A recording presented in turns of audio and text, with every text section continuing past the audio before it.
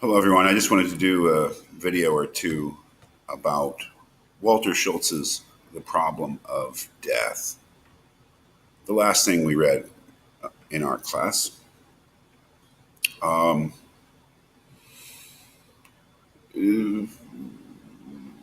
what is he doing here? Well, he's trying to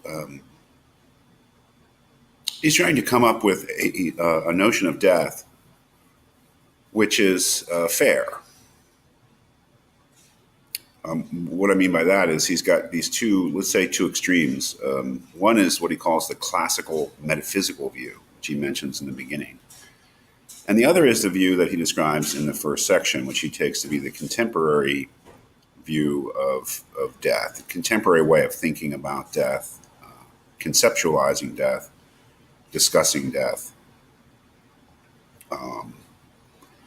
And he's being fair in the sense that he's trying to be fair to both of those conceptions, but he's offering another one which he believes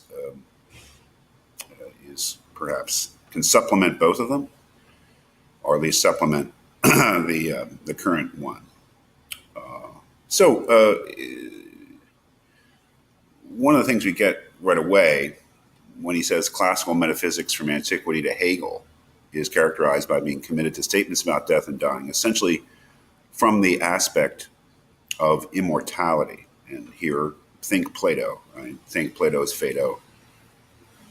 The loss of this metaphysics is one of the principal indications of the current attitude towards death. That is, he believes that the metaphysical approach, which is the approach to conceptualizing death from this, you might even say this God's eye view. One of the things we do in this class, one of the things we did was we looked a lot at lines, timelines of life, and birth, death, that line segment, and then preceded by prenatal non-existence or prenatal existence if you're a Platonist, and followed by non-existence or followed by eternal life, depending on what you subscribe to. The metaphysical view is the idea that we can actually sort of look at that whole line and say, well, there's a before death that we can understand what that is, and there's an after death, especially when we can understand that. Of course, to say things about what we were like before we were born or what we will be like after we die, those are metaphysical statements in the sense that they cannot be verified. They cannot be an object of our possible experience. They are necessarily speculative. We can reason our way towards perhaps some conception of what an existence after death is, but we cannot directly experience it or verify it. In any case, the prime thing that he's taken for granted is that no one believes that anymore. Of course, plenty of people believe it, but as Jonas said in his essay on immortality, such a metaphysical view is not harmonious with the modern temper, the modern worldview. It's convincing to fewer and fewer people, is what he's claiming. And as I said, that is entirely up to you. That is, just because he's claiming that most people don't subscribe to the metaphysical view of immortality anymore doesn't mean that you shouldn't or that you don't think that it's the best view. But he is making a certain claim about what the dominant view is. And he's saying that the dominant view of death has changed. It's no longer metaphysical. It's what he calls, what would you call it, natural. And that's what he describes in section 1. We tend to approach death clinically. He mentions here the realm of medicine, and sociologically or psychologically. And that sociological thing is, studies of burial practices or how people grieve, the socio-psychological aspect. The whole Kubler-Ross idea of the different stages of grief, and what he basically says is that our dominant notion of death is that it is a natural occurrence, as he said. The image of natural death. Death has a biological cause, Death as peaceful expiring. Our idea of death is that it should be handled perhaps in a way any other problem in one's life is handled. A divorce, a loss of a job, that it needs to be in some way, finally accepted. But as he says here, what page am I on? Page 469 at the bottom, death is the end and not a transition to a new life. So the view is essentially Epicurean, I suppose.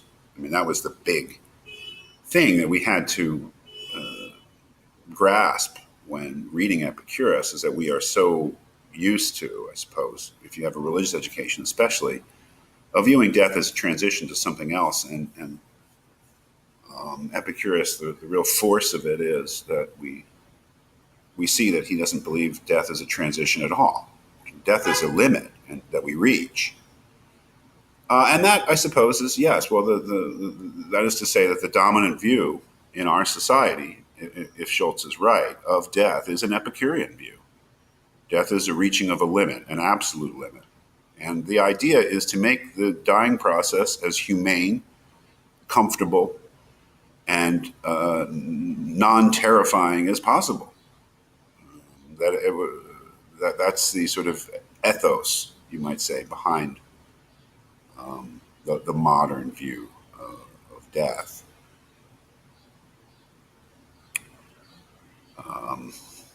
And then he goes into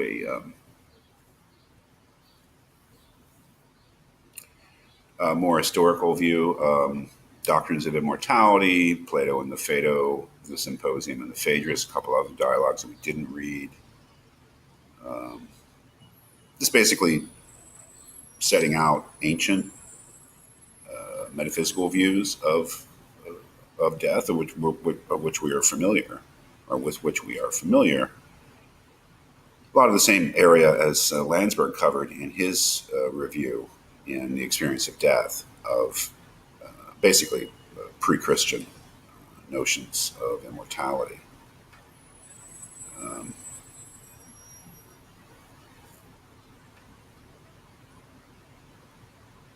But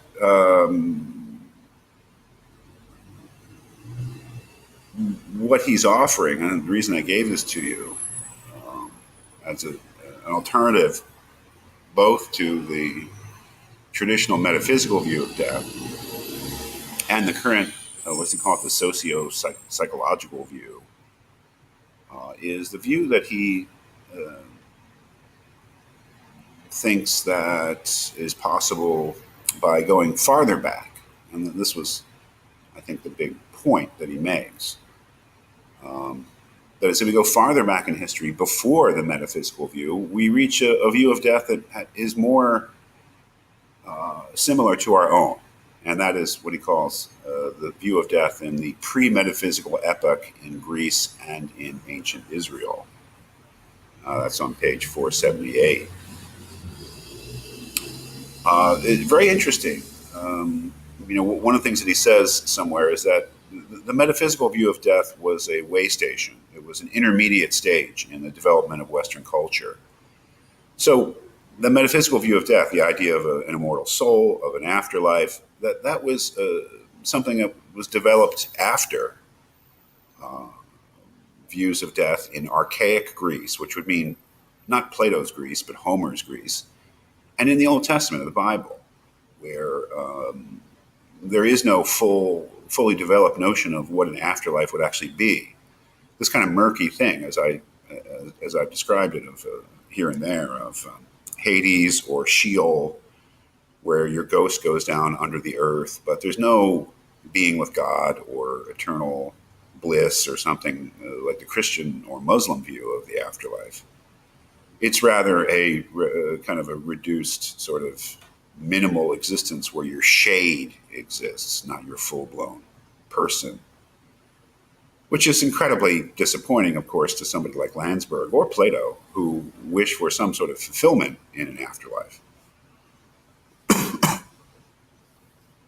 But the reason that he offers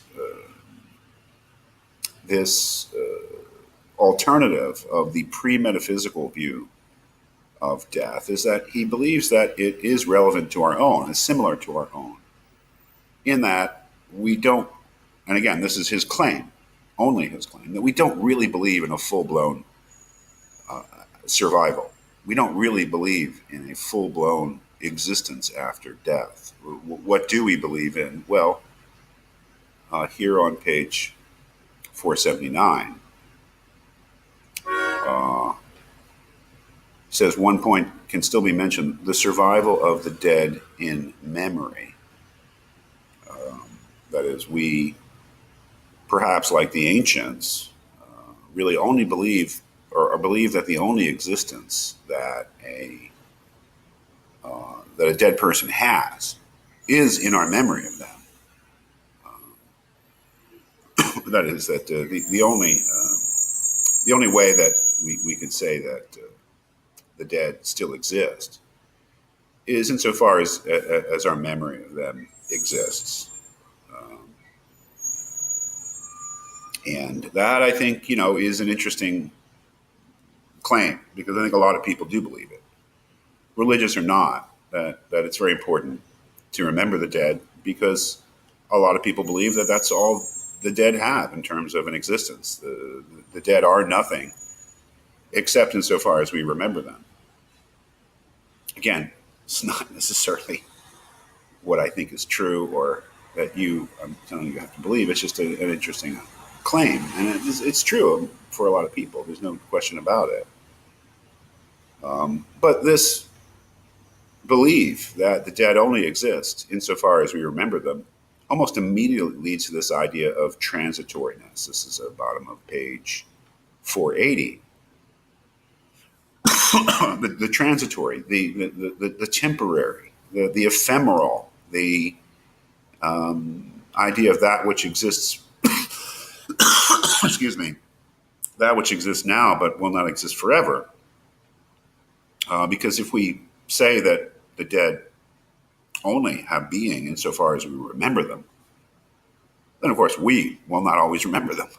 We will not always be here. We will eventually just be memories ourselves. And everything will eventually be forgotten, or everyone will eventually be forgotten.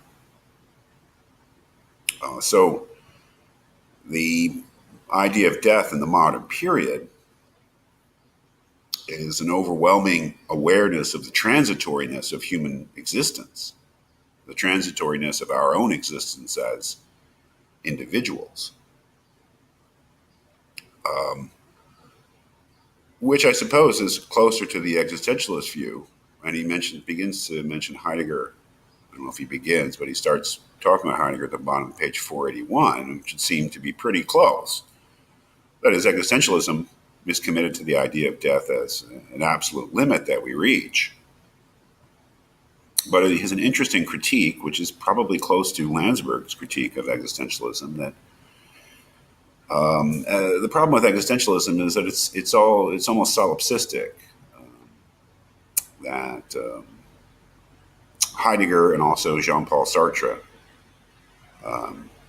view death almost exclusively from the point of view of the individual who's dying, or the individual facing their death, without taking into account the individual's relation with others and the individual's relation to the death of others, which is certainly a big theme in Landsberg, of course. That is, viewing death purely subjectively, when in our experience, that's not the way that death enters into our consciousness. Death enters into our consciousness first from the deaths of others. And we realize that death is not just before we confront death as the ultimate subjective phenomenon, we learn about it as an objective phenomenon, something that exists in the world, that's not only we who will die, it's everyone and everything, perhaps, that will pass away.